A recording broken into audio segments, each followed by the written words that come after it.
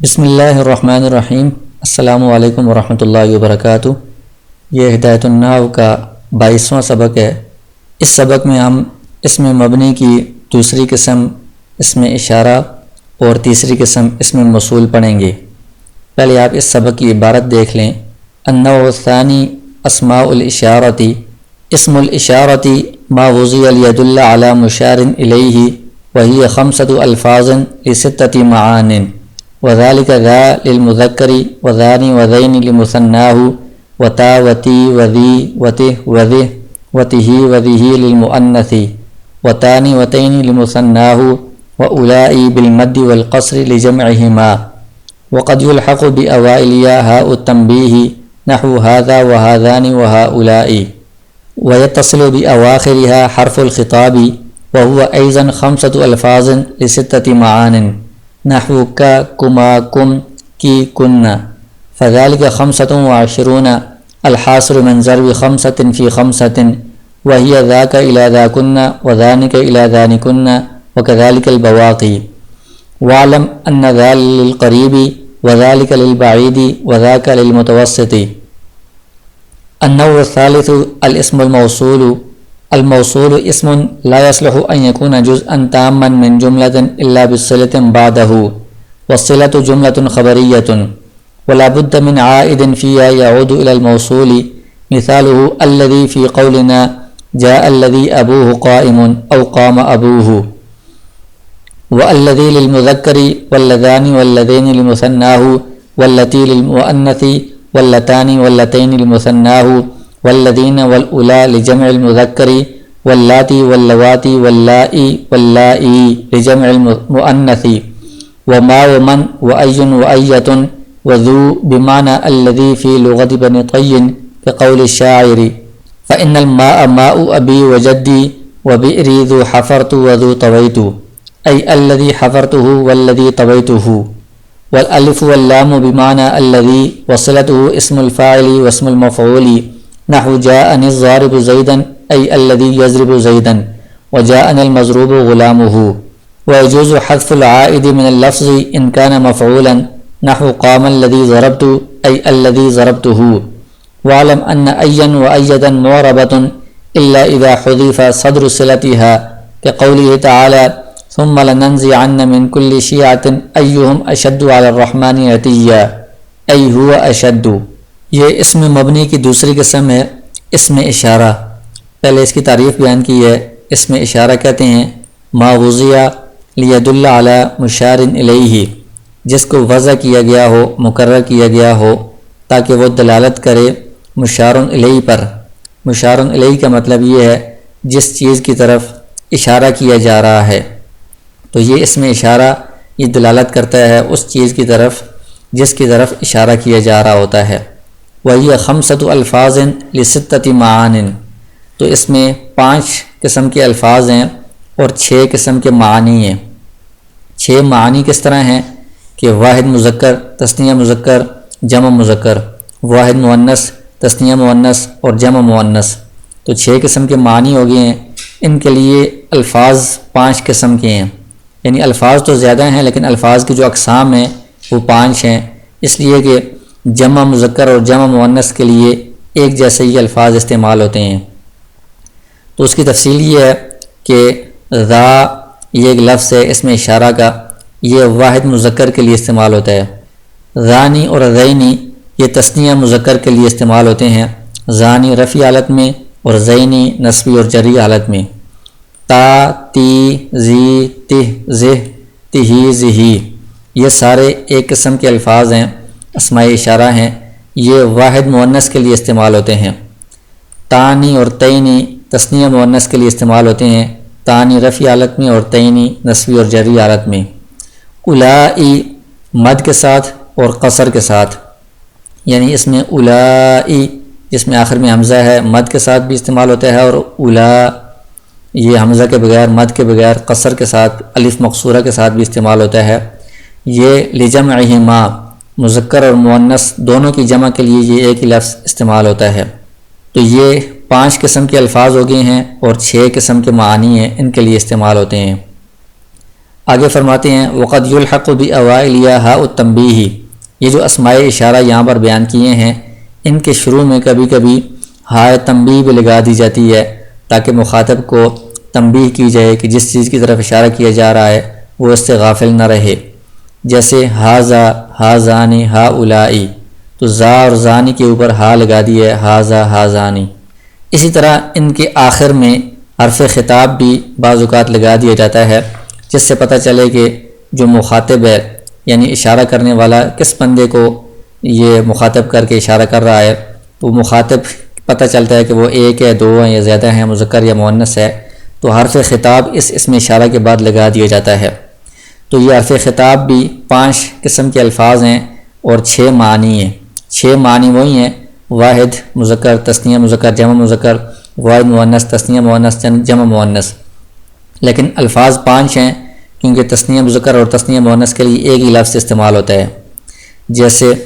کا، کما، کم، کی، کننا، تو اس میں کما یہ تثنیہ مذکر اور تثنیہ مؤنث دونوں کے لیے استعمال ہوتا ہے، اس لیے یہ 5 الفاظ بن گئے ہیں، معنی 6 ہیں۔ تو فذالک خمسۃ و عشرون، تو اب 5 قسم کے جو الفاظ ہیں وہ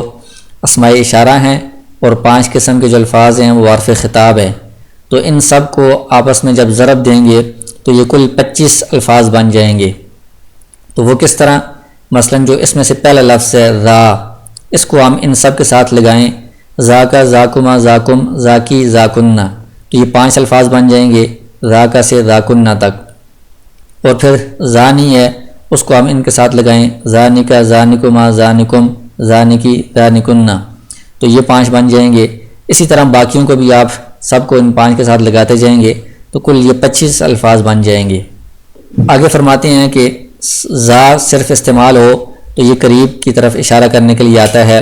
ذالکا جب آئے کہ اس میں آخر میں کاف بھی ہو اور لام بھی ہو تو یہ بعید دور کے لیے استعمال ہوتا ہے، اور ذاکا کہ جس میں آخر میں صرف حرف خطاب کاف ہے، لام نہیں ہے، یہ متوسط درمیانے درجے کی کسی چیز کی طرف اشارہ کرنے کے لیے آتا ہے۔ آگے تیسری قسم بیان کر رہے ہیں اسم موصول۔ اسم موصول کی تعریف یہ ہے، اسم لا يصلح ان يكون جزءا تاما من جملة الا بصلة بعدہ۔ اسم موصول وہ اسم ہے کہ وہ صلاحیت نہیں رکھتا جزء تام، مکمل جز بننے کی جملے کا، مگر اپنے بعد والے صلے کے ساتھ مل کر، یعنی یہ ایسا اسم ہے جو کسی جملے کا مکمل جز نہیں بن سکتا جب تک کہ اپنے بعد والے صلے کے ساتھ نہ ملے، یعنی صلے کے بغیر یہ جملے کا مکمل جز نہیں بنتا۔ مکمل جز سے مراد یہ ہے کہ یہ اکیلا اسم موصول مبتدا نہیں بنتا، خبر نہیں بنتا، فاعل نہیں بنتا، مفعول نہیں بنتا۔ جو بعد میں صلہ ہے یہ موصول صلہ مل کر فاعل بنیں گے، یا مفعول بنے گی، یا مبتدا بنے گی، یا خبر بنیں گی۔ والصلۃ جملۃ خبریۃ، اور اسم موصول کا جو صلہ ہوتا ہے بعد میں وہ جملہ خبریہ ہوتا ہے، یعنی جملہ اسمیہ یا جملہ فعلیہ ہوگا۔ ولا بد من عائد فیہا یعود الی الموصول، تو یہ جو بعد میں صلہ ہے جملہ خبریہ اس کے اندر کسی عائد کا ہونا ضروری ہے جو اسم موصول کی طرف لوٹے، تاکہ پتہ چلے کہ اس جملے کا اسم موصول کے ساتھ تعلق ہے، یہ الگ مستقل جملہ نہیں ہے۔ مثالہ، اسم موصول کی مثال دے رہے ہیں، الذی فی قولنا، جو ہمارا آگے جملہ آ رہا ہے، قول آ رہا ہے، اس میں الذی یہ اسم موصول ہے۔ جاء الذی، آیا وہ شخص،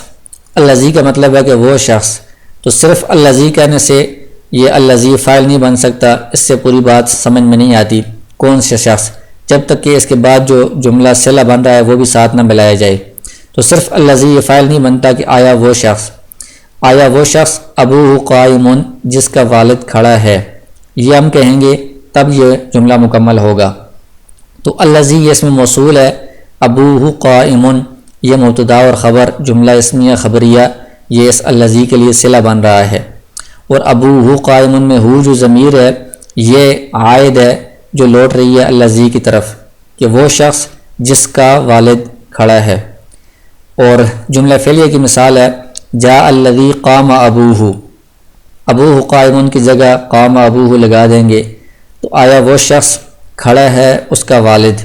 تو اس میں بھی ہو ضمیر یہ لوٹ رہی ہے الذی کی طرف، یہ عائد ہے، اور قام ابوہ فعل فاعل جملہ فعل یا خبریہ یہ صلہ بن رہا ہے۔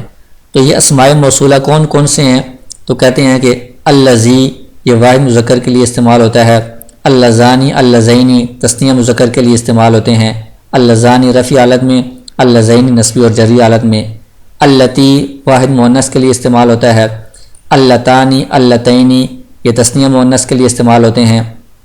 اللتانی رفع حالت میں ہے اور اللتینی نصبی اور جری حالت میں، اللذین اور الاولا یہ جمع مذکر کے لیے استعمال ہوتے ہیں، اللاتی اللواتی اللائی اللائی یہ سارے جمع مؤنث کے لیے استعمال ہوتے ہیں۔ اور ان کے علاوہ ما اور من یہ بھی اسم موصول کے معنی میں استعمال ہوتے ہیں۔ ما غیر ذوی العقول کے لیے استعمال ہوتا ہے اور من ذوی العقول کے لیے استعمال ہوتا ہے، اور کبھی کبھی یہ مجازن ایک دوسرے کے معنی کے اوپر بھی استعمال ہوتے ہیں۔ اور این اور ایتن یہ بھی اسم موصول کے معنی میں استعمال ہوتے ہیں، این مذکر کے لیے اور ایتن مؤنث کے لیے۔ آگے کہتے ہیں ذو یہ اللذی کے معنی میں استعمال ہوتا ہے بنو طے کی لغت میں۔ بنو طے ایک قبیلہ ہے، ان کی جو زبان ہے اس میں ذو بھی اللذی کے معنی میں استعمال ہوتا ہے۔ باقی جو عرب ہیں ان کی زبان میں ذو یا اللذی کے معنی میں استعمال نہیں ہوگا، بلکہ یہ مورب ہوگا جو اسماء ستہ مکبرہ میں سے اس کا اعراب گزرا ہے۔ تو بنو طے کی لغت میں یہ ذو اللذی کے معنی میں ہے، تو یہ پھر اس صورت میں مبنی ہوگا۔ اس کی مثال دی ہے، شاعر کا یہ شعر ہے، فَإِنَّ الْمَاءَ مَاءُ أَبِي وَجَدِّي کہ یہ جو پانی ہے یہ میرے باپ اور دادا کا پانی ہے، وَبِيرِي اور جو میرا کنواں ہے، ذو حفرتُ یہ وہ کنواں ہے جس کو میں نے کھودا ہے، وَذُو طَوَيْتُ اور جس کے کنارے میں نے بنائے ہیں۔ تو یہاں پر ذو اللذی کے معنی میں ہے، ای اللذی حفرتہ اللذی طویتہ یہ وہ کنواں ہے جس کو میں نے کھودا ہے۔ تو یہ ذو ان کی بنو طے کی لغت میں اللذی کے معنی میں استعمال ہوگا۔ آگے کہتے ہیں الالف واللام بمعنی الذی اسم فاعل اور اسم مفعول کے شروع میں جو الف لام آتے ہیں وہ بھی اللذی کے معنی میں استعمال ہوتے ہیں، اور اس کے بعد جو اسم فاعل اسم مفعول ہوتا ہے وہ ان کا صلہ ہوتا ہے۔ جیسے جاءنی الضارب زیدن آیا میرے پاس مارنے والا زید کو، تو اس میں جو الف لام ہے یہ اللذی کے معنی میں ہے اور ضارب یہ اس کا صلہ ہے۔ ای اللذی یضرب زیدن آیا میرے پاس وہ شخص جس نے زید کو مارا ہے۔ جاءنی المضروب غلامہ آیا میرے پاس وہ شخص جس کا غلام مارا گیا ہے، تو الف لام یہ اللذی کے معنی میں ہے وہ شخص کہ مارا گیا ہے اس کا غلام۔ وَيَجُوزُ حَذْفُ الْعَائِدِ مِنَ اللَّفْظِ إِنْ كَانَ مَفْعُولًا پہلے یہ بات کی تھی کہ جو صلہ ہوتا ہے اس کے اندر ایک عائد کا ہونا ضروری ہے جو اسم موصول کی طرف لوٹے۔ تو کہتے ہیں کہ وہ جو عائد ہے اگر وہ مفعول بن رہا ہو تو لفظوں میں اس کو حذف کرنا جائز ہے، معنی میں تو وہ باقی رہے گا، موجود رہے گا، الفاظ کے اندر اس کو حذف کیا جا سکتا ہے۔ جیسے قام الذی ضربت اصل میں تھا قام الذی ضربتہ،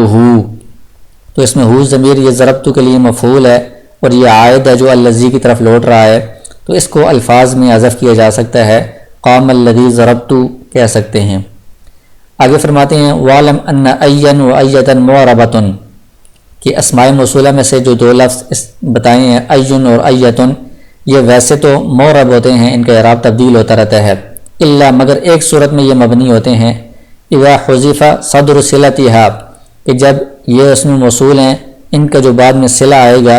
اس صلے کا صدر کہتے ہیں پہلے حصے کو، شروع والے حصے کو، صلے کا پہلا حصہ اگر حذف ہو چکا ہو، حذف کر دیا گیا ہو، اس صورت میں یہ ایٌ اور ایتن یہ مبنی ہوں گے، اس کے علاوہ یہ معربی ہوں گے۔ اس کی مثال یہ ہے کہ ثم لننزعن من كل شيعة ايهم اشد على الرحمن عتيا، اس میں ایٌ یہ اس میں موصول استعمال ہوا ہے، اس کے بعد اشد علی الرحمن عتیہ یہ اس کا صلہ ہے، اور یہ اصل میں تھا ہوا اشد علی الرحمن عتیہ، تو صلے کا جو پہلا حصہ ہے ہوا مبتدا وہ حذف کر دیا گیا ہے، تو یہاں پر یہ ایٌ مبنی ہوگا،